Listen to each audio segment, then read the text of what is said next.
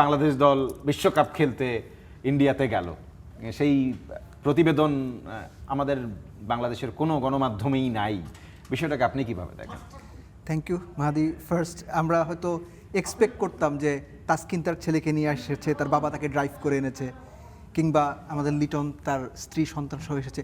এই ছবিগুলো না আমরা গত 5, 10, 15, 20 বছর ধরে দেখে অভ্যস্ত। সো এই ছবিটা এখন মিসিং। এবং এই যে একটা ব্যাপার তো সত্যি যে বাংলাদেশের বিশ্বকাপ না খেলতে যাওয়ার যে সিদ্ধান্ত, এটার পক্ষে বিপক্ষে যুক্তি আছে। আপনি কোন যুক্তি আপনার মতো ঠিক মনে করছেন, that's your call, completely your call.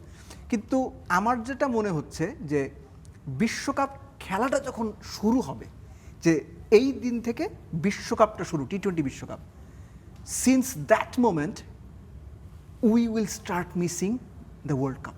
যে ওই সময় থেকে বাংলাদেশের দর্শক ভক্ত যারা আছেন তারা বোধহয় সত্যিকার অর্থে বিশ্বকাপটা মিস করা শুরু করবেন।